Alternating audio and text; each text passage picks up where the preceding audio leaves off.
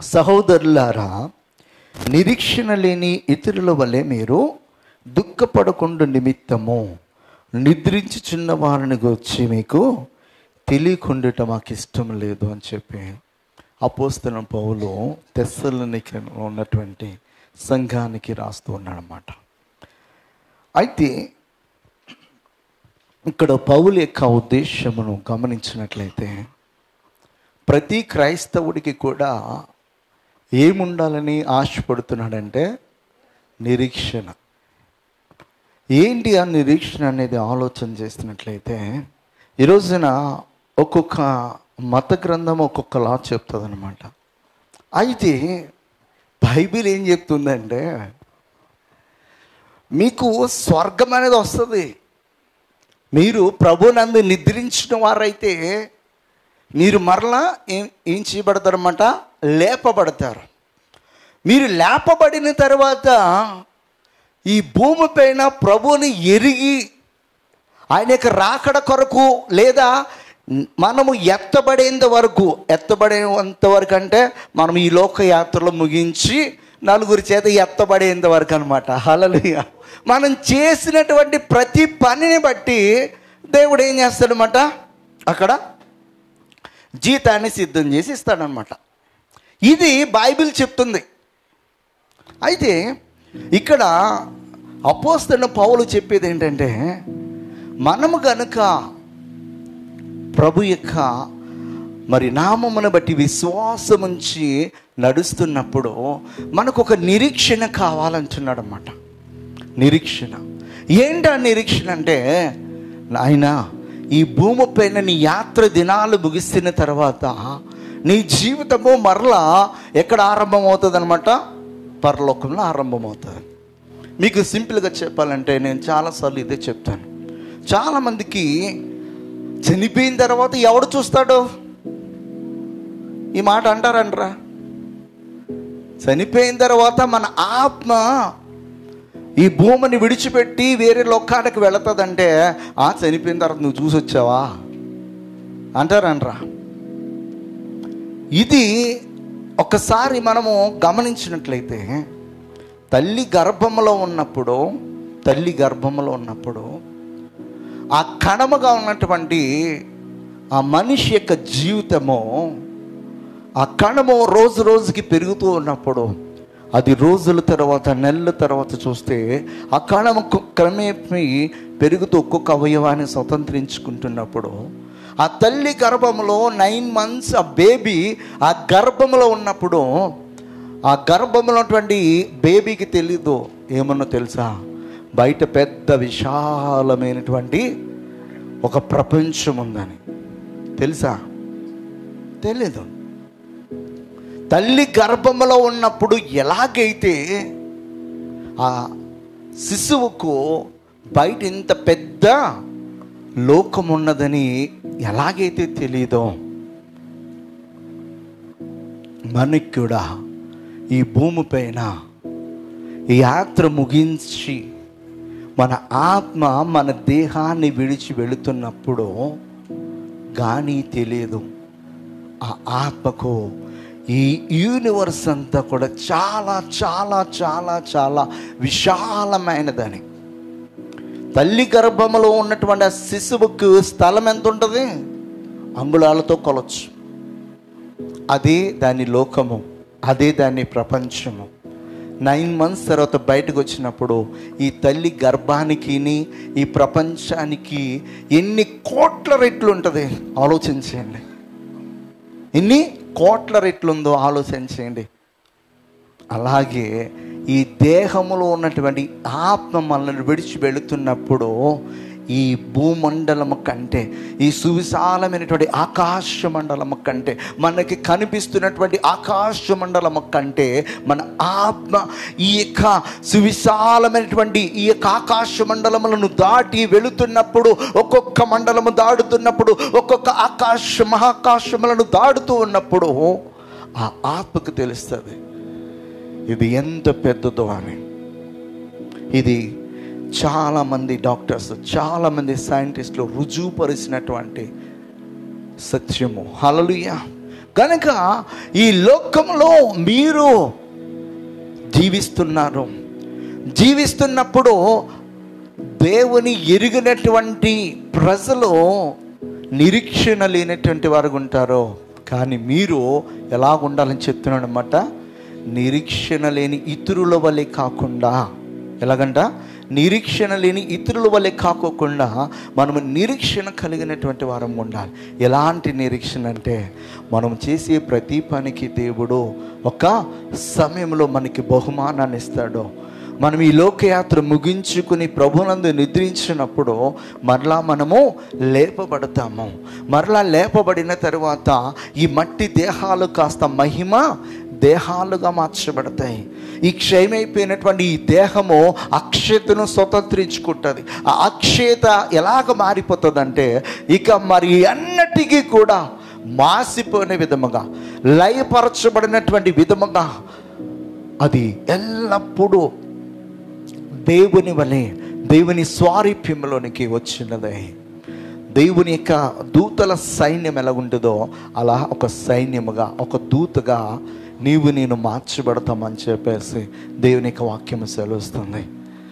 మనము ఈ లోకంలోని భర్త, భార్య, బిడ్డలు, ఇంకా అన్న, చెల్లి అని ఒక రిలేషన్షిప్ తోటి ఉంటాం. కానీ పరలోకంలో ఇలాంటి రిలేషన్షిప్ ఏదో ఉండదు.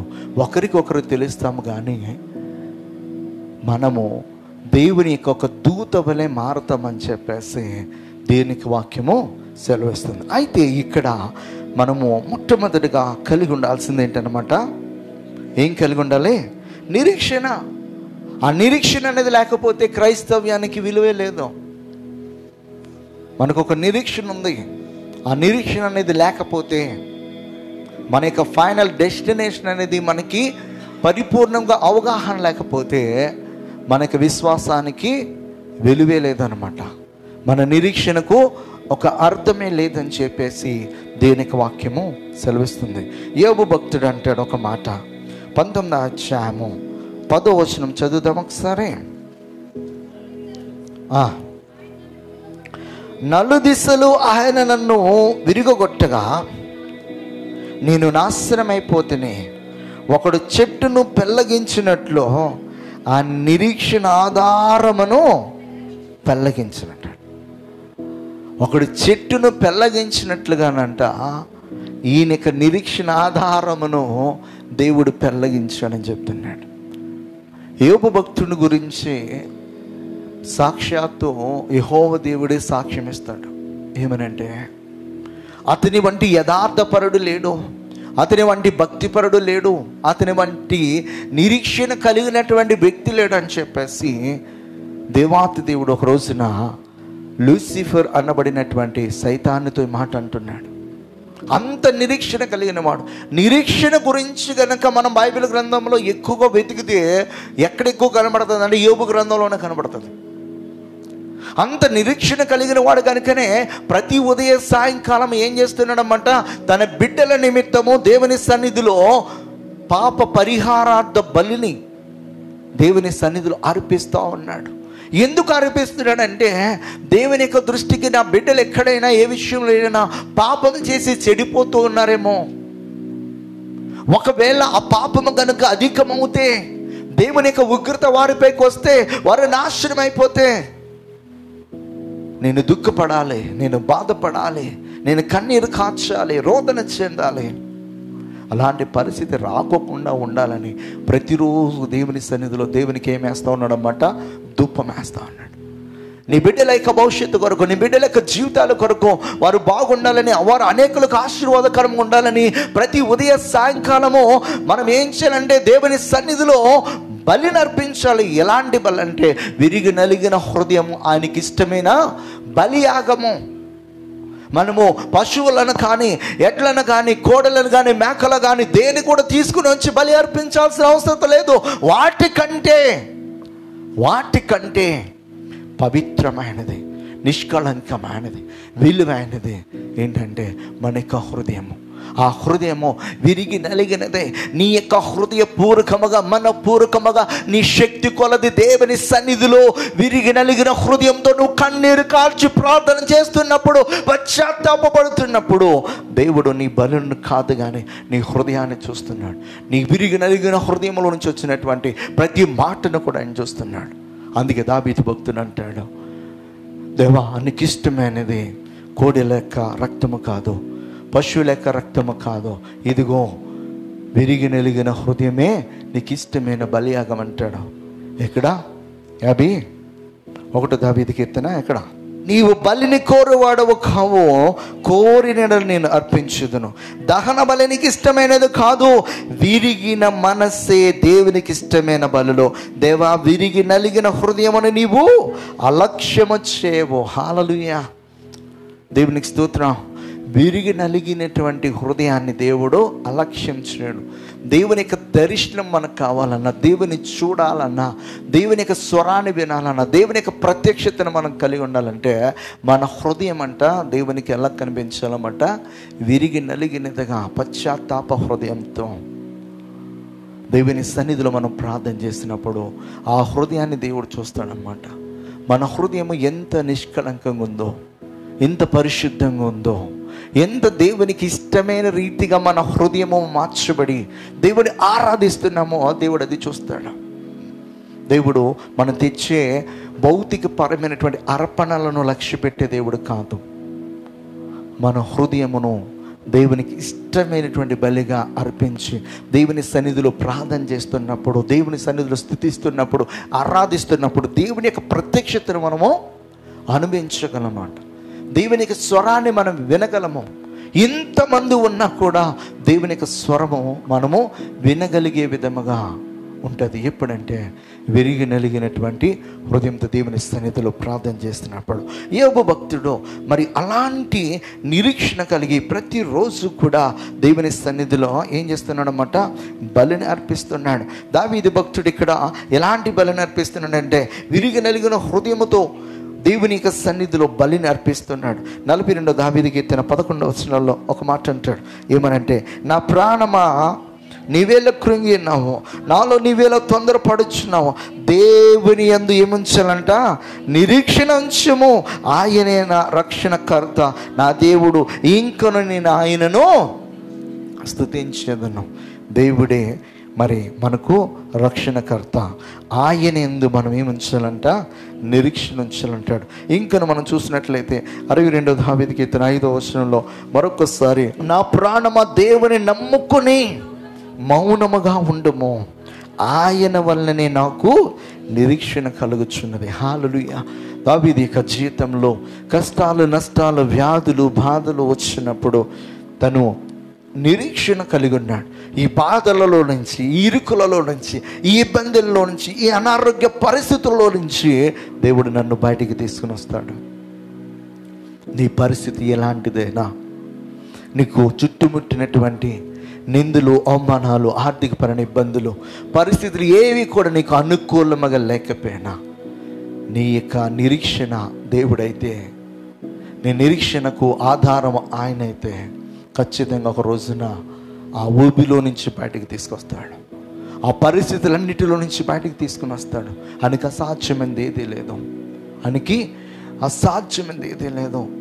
ఆయన యందు మనం ఎప్పుడైతే నమ్మిక ఉంచి నిరీక్షణకు మరి ఆధారముగా ఆయన చేసుకున్నట్లయితే ఖచ్చితంగా దేవుడు గొప్ప కార్యాలు చేస్తాడని పాత నిబంధన గ్రంథంలో చెప్తుంది.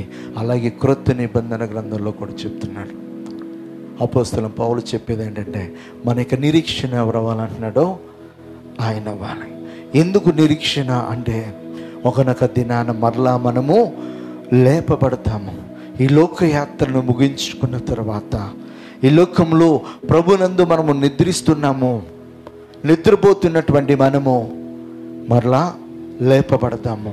ఆయన రాకడలో ఆయన స్వరము, ఆ కడబోర స్వరము మనకు వినపడినప్పుడు ఈ మట్టిలో కలిసిపోయినటువంటి, ఈ మన్ను అయినటువంటి ఈ దేహము మరలా మహిమ శరీరముగా మార్చబడుతుంది. మరలా మహిమ శరీరములోనికి ఆయన యొద్దకు వెళ్ళినటువంటి నీ ఆత్మ వచ్చి అందులో ప్రవేశించి మరి దేవునితో ఆ మధ్యాకాశంలో ఆ విందులో ఉండటానికి దేవుడు కృప చూపిస్తాడు. మీరు నిరీక్షణ కలిగి ఉండండి అని చెప్పేసి మరి తోడు చెప్తున్నాడు. ఈ 1 తిమోతి 4:10 మనుషులకందరికీ రక్షకుడును మరీ విశేషముగా విశ్వాసులకు రక్షకుడైన జీవము గల దేవుని యందు మనము నిరీక్షణ ఇంచున్నాము గనుక ఇందు నిమిత్తము ప్రయాసముతో పాటుపడుచున్నామంట. మనుషులకందరికీ రక్షకుడంట, మరీ విశేషముగా విశ్వాసులకు రక్షకుడైన జీవము గల దేవుని యందు నిరీక్షణ ఇంచున్నాము గనుక ఇందు నిమిత్తము ప్రయాసముతో పాటుపడుచున్నాం. మనుషులకందరికీ రక్షకుడు, విశ్వాసులకు మరీ ముఖ్యంగా మరీ విశేషముగా రక్షకుడైనటువంటి ఆ దేవుని యందు మనము నిరీక్షణ ఉంచేది. ఎందుకంటే మనము ఈ లోకములో ఆ పాపపు జీవితం నుంచి బయటికి రావడానికి, ఆ యొక్క పాపపు కాడి నుంచి మనము బయటికి రావడానికి, ఆ కట్ల చేత బంధింపబడిన మనము బయటికి రావడానికి, బయటికి వచ్చినటువంటి మనము మరలా దాసులుగా అవ్వకుండా, మరలపు పాపపు జీవితం వైపు వెళ్ళకోకుండా పరిశుద్ధులుగా జీవిస్తూ నిరీక్షణ కలిగి మనము ఉంటే కనుక ఒకనొక దినాన్న ఆయనతో మనము విందులో ఉంటాము, లేపబడతాము అనే విషయాన్ని నా పౌలు తిమోతికి రాస్తూ చెప్తున్నాడు. రోమిలికి రాస్తూ ఇంకొక మాట చెప్తాడు. 12వ అధ్యాయము 12వ వచనం చదివినట్లయితే, నిరీక్షణ గలవారై సంతోషించుచు ఏం కలిగి ఉండాలంట? శ్రమయందు ఓర్పు గలవారై, ప్రార్థనందు పట్టుదల కలిగి ఉండడి. హల్లెలూయా. నిరీక్షణ గలవారై సంతోషించుచు. ఏ విషయాల్లో సంతోషించాలంటున్నాడో? శ్రమయందు మనము మరియు ఓర్పు కలిగి శ్రద్ధగా ఆయనను వెతికే విషయంలో అన్ని విషయాలలో మనము మరి దేవుని యొక్క సన్నిధిలో ఆనందించే వారము ఉండాలి. పౌలు శీలలో బంధింపబడి చెరసాలలో వేయబడినప్పుడు ఇనుము వారి కాళ్లకు చేతులకు సంకెళ్ళుగా అమర్చబడినప్పుడు ఆ సమయంలో కూడా వారు దేవుని సన్నిధిలో దుఃఖపడట్లేదు కానీ సంతోషిస్తూ ఉన్నారు. సంతోషంతో దేవుణ్ణి ఆరాధిస్తూ ఉన్నారు. ఈ శ్రమ, ఈ ఇరుకు, ఈ ఇబ్బంది, ఈ జైలు జీవితము దేవుడు మాకిచ్చినందుకు దేవునికి స్తోత్రాలని చెప్తున్నారు. యోబు భక్తుడు కూడా అదే విధంగా దేవుణ్ణి స్తుతిస్తూ ఉన్నాడు, ఆరాధిస్తూ ఉన్నాడు. ఎలా అంటే ఒకే రోజున తన యొక్క బిడ్డలు చనిపోయారు, యావదాస్తి పోయింది, తన శరీరం అంతా కృషించిపోయింది, కుళ్ళిపోతూ ఉంది కురుపులతో.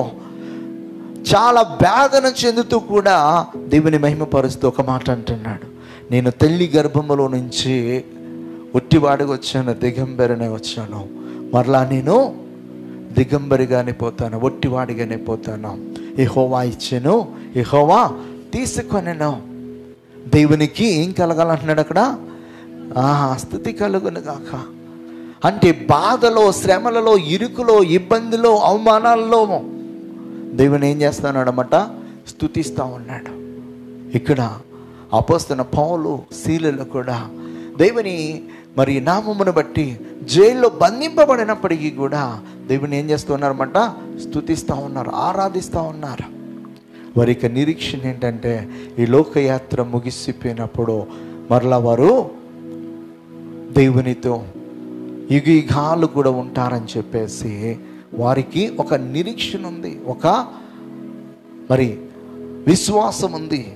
గనుక మనందరము కూడా మరి అలాంటి దేవుణ్ణి నిరీక్షణ కలిగి మనము ఆధారం చేసుకున్నటువంటి ఆ దేవుని పట్ల మనము ఎల్లప్పుడూ కూడా విశ్వాసం ఉంచిన వారము ఉందా. హల్లెలూయా.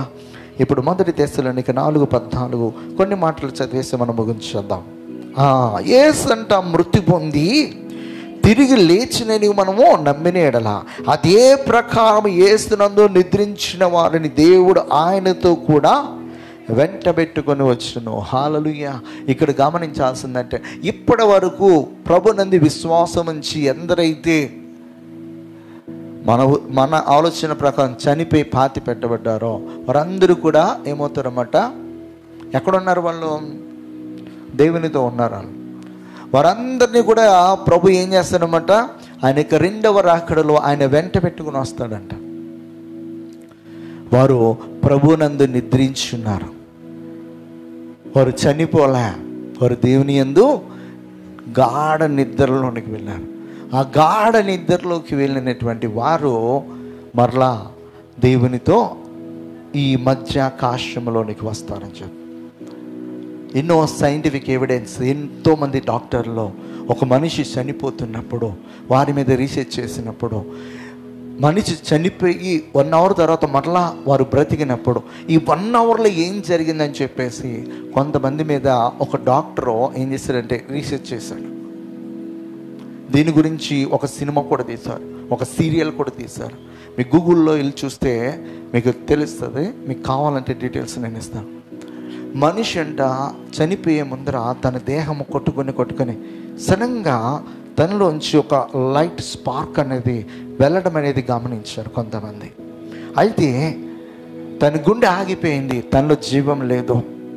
డాక్టర్స్ ట్రై చేస్తారు కదా, అలా ట్రై చేసిన కొద్ది సమయానికి మరలా తనలో జీవం వచ్చింది. అలాగా జరిగే సమయానికి కొన్ని నిమిషాలు లేదా అర్ధగంట, గంట అయింది. ఈ 1 అవర్లో కొంతమందిని డాక్టర్స్ ఏం చేశారంటే కొన్ని ప్రశ్నలు అడగడం మొదలుపెట్టారు. ఈ 1 అవర్లో ఏం జరిగింది నువ్వు చెప్పగలవా అని చెప్పేసి అడిగితే, నేను చాలా చీకటి కలిగినటువంటి ఒక ప్రాంతంలో నుంచి వెళుతా ఉండగా ఒక స్థలం వచ్చింది. ఆ స్థలంలో మరి ఒక పెద్ద లోకము కింద కనబడుతుంది. ఆ లోకంలో ఒక ఆయన సింహాసనం మీద కూర్చున్నాడు. ఆయన నన్ను కొన్ని ప్రశ్నలు అడుగుతున్నాడని కొంతమంది చెప్పారు. చనిపోయిన తర్వాత మన ఆత్మ ట్రావెల్ చేస్తూ ఉంటుంది. మీకు ప్రాక్టికల్గా కావాలంటే మనము నిద్రపోయినప్పుడు చూడండి, మనము నిద్రపోయినప్పుడు మనము మన గదిలో మన మంచం మీదే ఉంటాం. కానీ మన యొక్క ఆత్మ ఎక్కడెక్కడో సంచారం చేస్తూ ఉంటుంది. ఎన్నో కళలు, దర్శనాలని చెప్పేసి మనం అనుకుంటాం. ఈ ఆత్మ చాలా చోట్ల సంచారం చేసి వస్తూ ఉంటుంది. ఆత్మ వెళ్ళినటువంటి ఆత్మ మరలా తన బాడీని మర్చిపోతే చచ్చిపోయామని లెక్క. ఇది వాస్తవం. అపోస్తలుడైన పౌలు ఏమంటాడంటే, 2వ కొరింథీయులకు రాసిన పత్రిక 12వ అధ్యాయము 3-4 వచనాలు చదువుదామా? అట్టి మనుషుని నేను ఎరుగుదును, అతడు పరదేశులోనికి కొనిపోబడి వసింప సఖ్యము కాని మాటలు వినను. ఆ మాటల మనుష్యుడు పలుకకూడదు. అతడు శరీరముతో కొనిపోబడినో శరీరము లేక కొనిపోబడినో నేను ఎరుగను, అది దేవునికే తెలియను. ఇక్కడ అపోస్తలుడైన పౌలు 3వ ఆకాశానికి కొనిపోబడ్డాడు. అతడు శరీరంతో వెళ్ళాడో లేక తన ఆత్మ వెళ్ళిందో నేను చెప్పలేనమాట. పద్మాసు దీవిలో ఉన్నటువంటి యోహాను భక్తుడు కూడా పరలోకానికి కొనిపోబడి ఎన్నో దర్శనాలు చూశాడు. అతడు శరీరంతో కొనిపోబడ్డాడో తన ఆత్మ వెళ్ళిందో ఎవరికి తెలుసు అన్నమాట? వానికి తెలుసు, దేవుడికి తెలుసు. కొన్ని సందర్భాలలో మనం చూసినటువంటి దర్శనాలు, మనం చూసినటువంటి ప్రాంతము ఎగ్జాక్ట్గా అలాగే ఉంటుంది. మీకు తెలిసే తెలీదో, నేను కళలో, దర్శనంలో ఏ ప్రాంతాలు చూశానో ఎగ్జాక్ట్గా ఎలాగైతే ఉంటాయో అలాంటి కార్యాలను చూశాను. ఈ రోజున టెక్నాలజీ అభివృద్ధి చెందింది కదా, ఎగిరే కార్లు, ఎగిరే ఫ్లయింగ్ ఆబ్జెక్ట్స్ ఈ రోజున చాలా టెక్నాలజీ డెవలప్ అయ్యి వస్తూ ఉన్నాయి. ఈ దర్శనం నాకు ఎప్పుడో కలిగింది. అదే ఇలాంటి నేను ఒక దర్శనంలో నేను ఎప్పుడో చూశాను.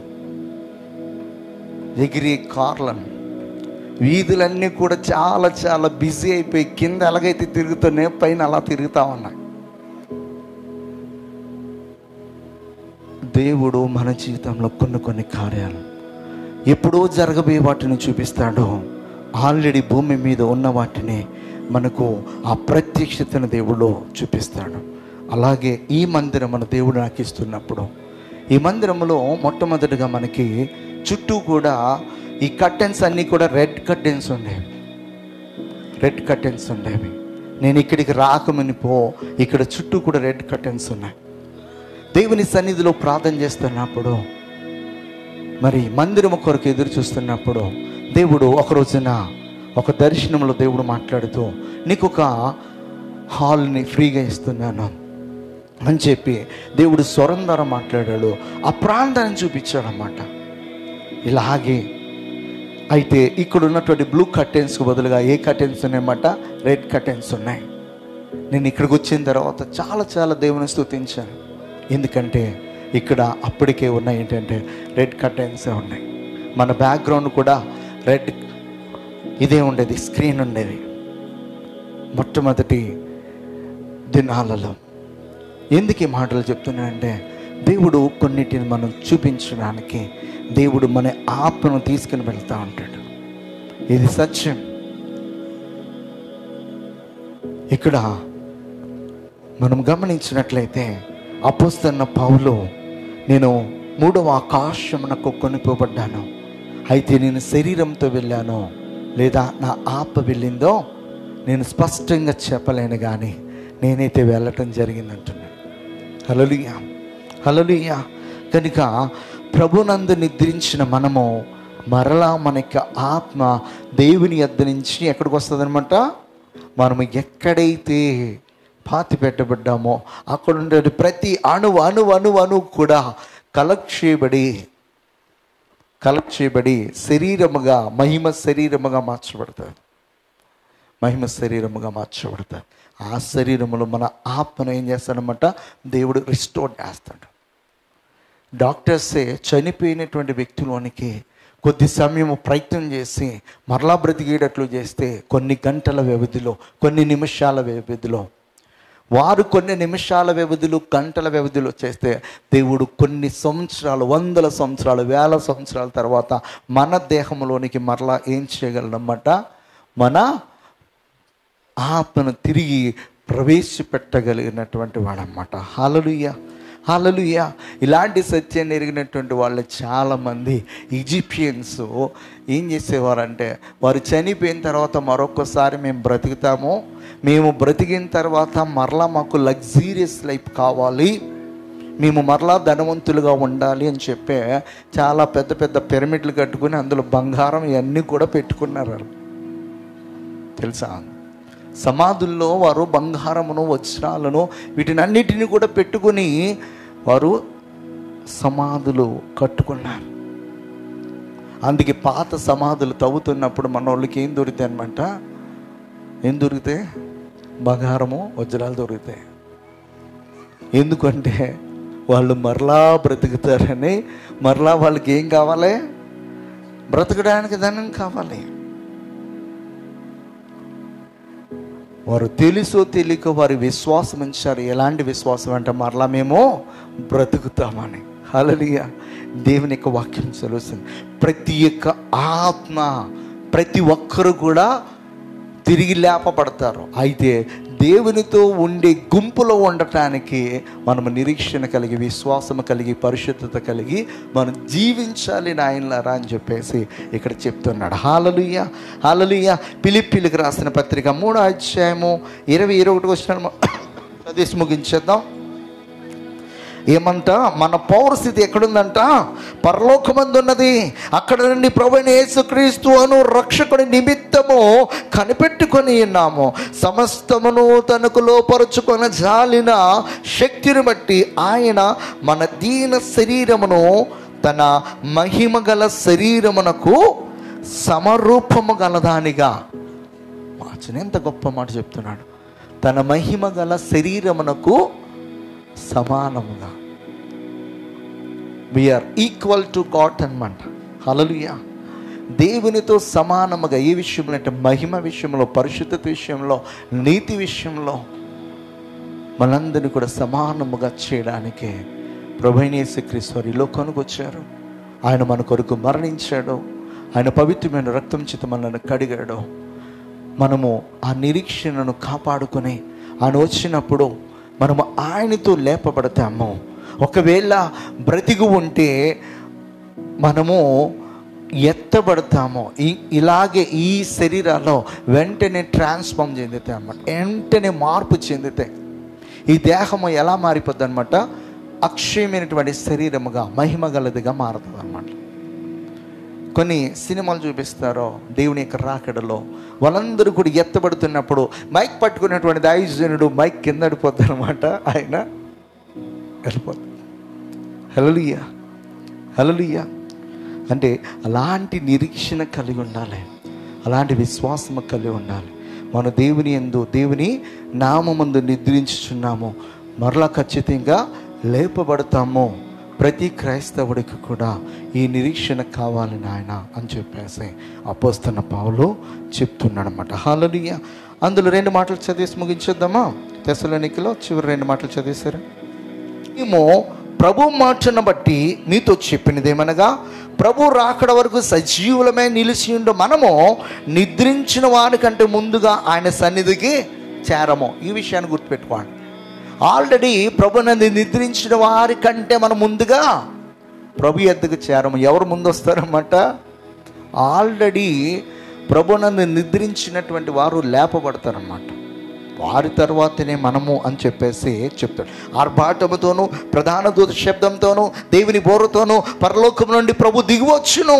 క్రీస్తునందుండి మృతులైన వారు మొదట లేతురు, ఆ మీదట సజీవులమై నిలిచిండు మనము వారితో కూడా ఏకముగా ప్రభుని ఎదుర్కొనుటకు ఆకాశ మండలమునకు మేఘముల మీద కొనిపోబడదాం. కాగా మనము సదాకాలము ప్రభుతో కూడా ఉందము. కాబట్టి మీరు ఈ మాటల చేత ఒకరినొకడు ఏం చేసుకోనన్నాడో ఆదరించుకోనండి. మీ నిరీక్షణ ఎలా ఉండాలంటే, మనము ఒకవేళ దేవుని యొక్క రాకడ ఆలస్యమైతే దేవుని యందు మనము నిద్రిస్తే ముందుగా లేపబడతాము. ఒకవేళ ఆయన యొక్క రాకడ మనము సజీవులుగా ఉండగానే జరిగితే వారు మొదట లేపబడతారు, తర్వాత మనము ఎత్తబడతాం. కనుక ఈ విశ్వాసము కలిగి నిరీక్షణ కలిగి ఆయన కొరకు మీరు కనిపెట్టుకొని ఉండమని చెప్తుంది. క్రైస్తవ సంఘము ఈ రోజున దేవుని యొక్క రాకడ కొరకు సిద్ధపడే సంఘముగా, వధువు సంఘముగా, పరిశుద్ధులైనటువంటి ఏర్పరచబడినటువంటి కన్యకలు, బుద్ధిగల కన్యకలు ఎలాగైతే ఆ పెండ్లి కుమారుని స్వరము కొరకు, ఆయన రాకడ కొరకు ఎలాగైతే నూనెతో పాటు దీపమును వారు కలిగి ఉండి అని ఇప్పుడు వస్తాడా అని చెప్పి నిద్రపోకుండా ఎలాగైతే కనిపెట్టారో అలా కనిపెట్టాల్సినటువంటి రోజులే. కనుక ప్రతి ఒక్కరము కూడా మరి దేవుని యందు విశ్వాసం ఉంచి ఆయన రాకడ కొరకు నిరీక్షణ కలిగిన వారు ఉందాం. దేవుడు అటువంటి కృప మనకు అనుగ్రహించును గాక. ఆమేన్. ప్రార్థన చేసుకుందాం.